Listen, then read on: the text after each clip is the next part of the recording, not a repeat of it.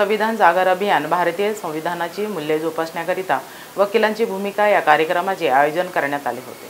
संविधान जागर अभियान भारतीय संविधानाची मूल्ये जोपासण्याकरिता वकिलांची भूमिका या कार्यक्रमाचे आयोजन करण्यात आले होते।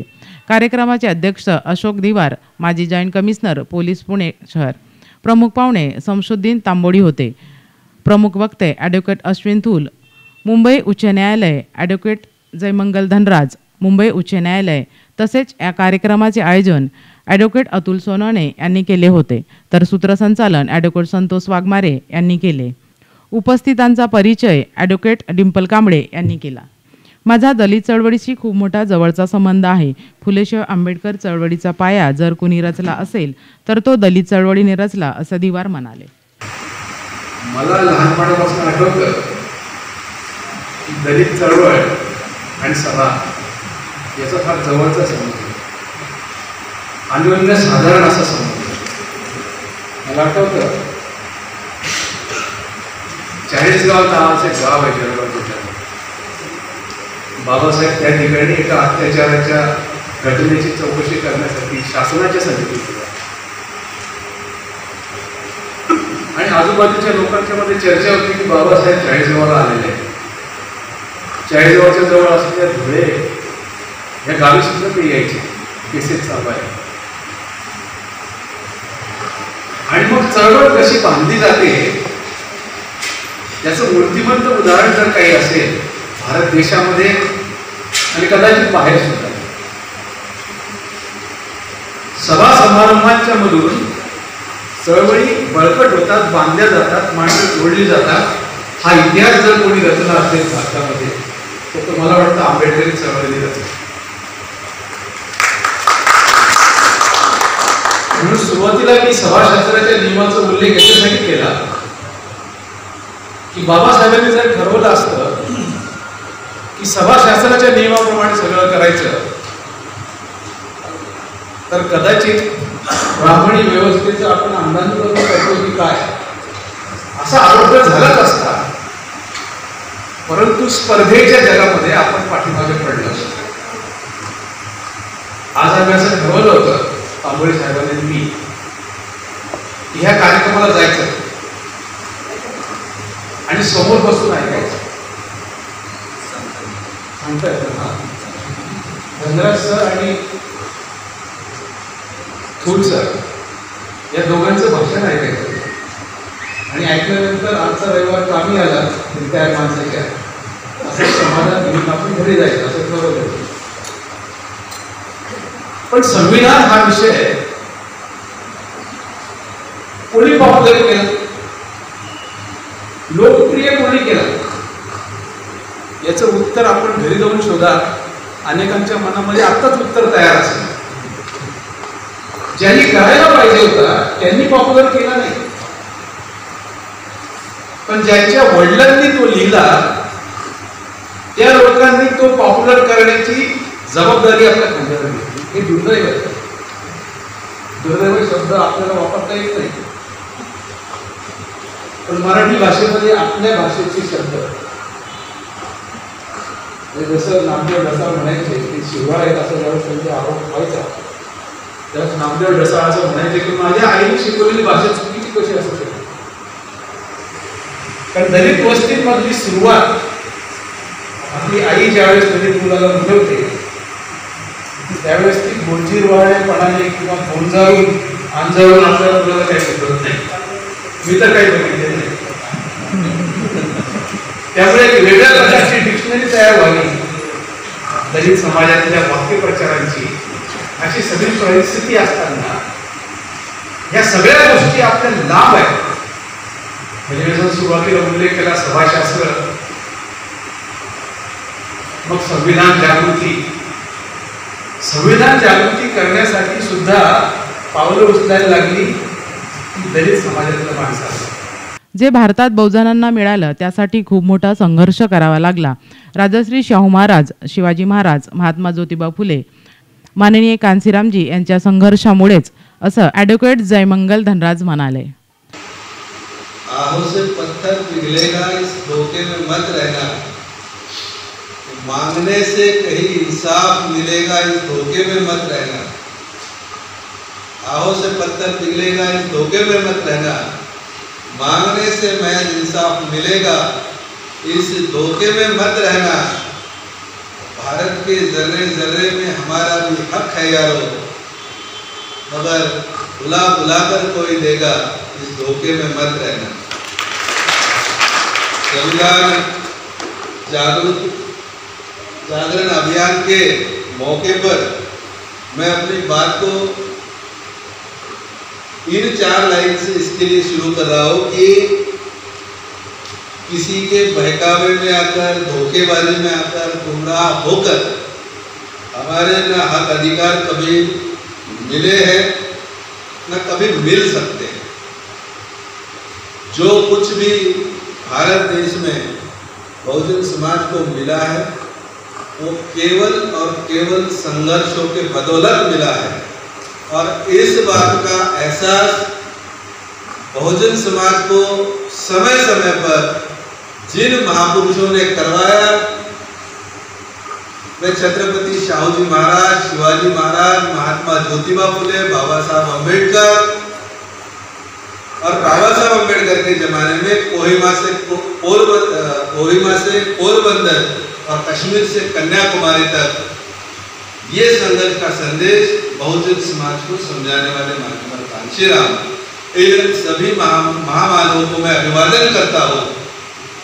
ये इसलिए जरूरी समझता हूं मैं कि ये संविधान जागरण अभियान है।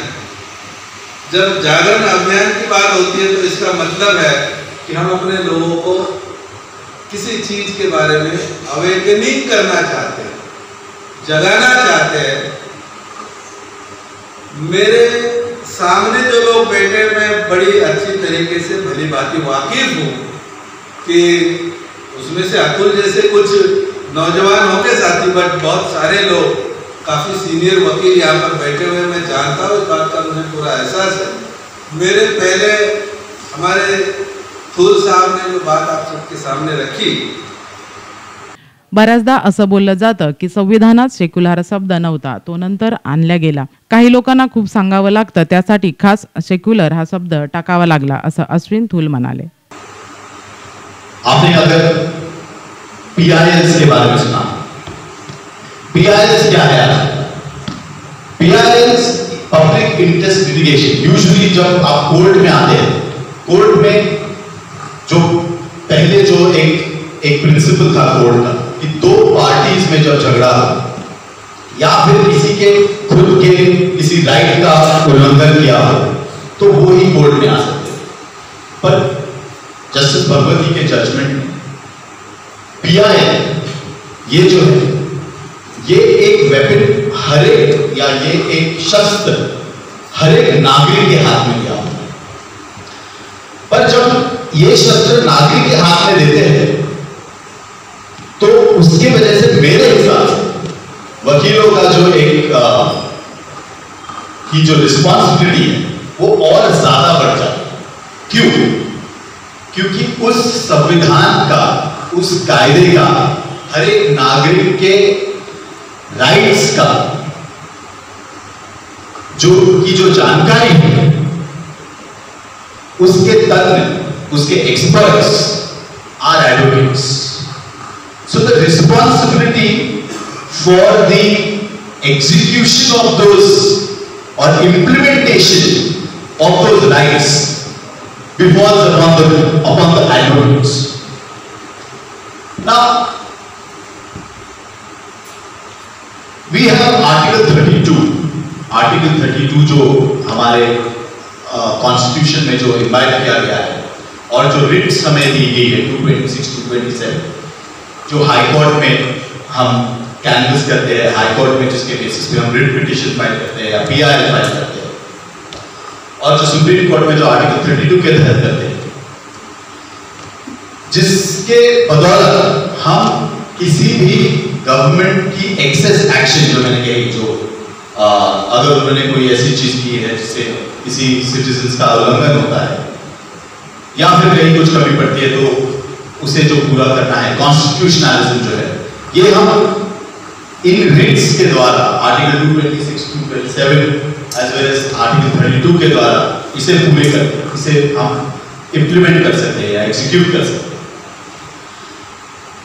बट ये जो राइट जो हमें दिया गया है, इसे हमें we should not take it for granted, से हमें सहजता से नहीं लेना चाहिए, क्योंकि हमें यह जानना जरूरी है कि जब ये कॉन्स्टिट्यूशन लिखा गया तब आर्टिकल 32 के ऊपर बाबा साहब ने खास ध्यान दिया। He was one of the main propounders of Article 32. Now this Article 32, or the right to strike down a particular legislation, ये सब देशों में नहीं है, हमारे संविधान में है, बट इंग्लैंड का जो सोसाइटी या कोर्ट्स की जो स्कीम है, जहां से हमने बहुत सी चीजें ली हुई है, इंग्लैंड के खुद के कॉन्स्टिट्यूशन में या खुद के लीगल सिस्टम में कोर्ट्स को यह ताकत दी गई है। स्विट्जरलैंड के इसमें नहीं, जर्मनी, नेदरलैंड्स, जिसे हम प्रोग्रेसिव कंट्रीज कहते हैं, ये सब कंट्रीज में ये राइट दी गई नहीं है। तो आप सोचिए कि जो पॉलिटिशियंस है या जो आप कंट्री का जो पॉलिटिकल ब्रास है, उनके हाथों में आप कौन सा कायदा डाल सकते हो, लाद सकते हो या विड्रॉ कर सकते हो, ये पूरी ताकत सिर्फ उनके हाथ में दी गई। पर जब हमारे भारत देश में आता है तो नहीं, संविधान की बदौलत हर एक इंसान, एवरी सिटीजन, कोर्ट के दरवाजों पे जाके गुहार लगा गवर्नमेंट को कंपेल कर सकता है कि अगर कहीं वो कम पड़ रहे तो उनकी हक की जिंदगी उन्हें देने के लिए वो हर एक गवर्नमेंट को कंपेल कर सकता है। That is the beauty of our constitution. जब हम कहते हैं कि कॉन्स्टिट्यूशन अवेयरनेस का हमें कैंपेन लेना पड़ता है, यह बहुत जरूरी कैंपेन, और 70 साल के बाद के हमें लेना पड़ता है। मैं तो कहता हूं कि 100 साल के बाद भी हमें लेना पड़ता है, क्योंकि सुप्रीम कोर्ट, और अगर हमने हमारा कॉन्स्टिट्यूशन देखा तो सुप्रीम कोर्ट के टर्म्स में या हमने जो जिस तरीके से उसे रखा है, the Supreme Court says that the Constitution is a living document.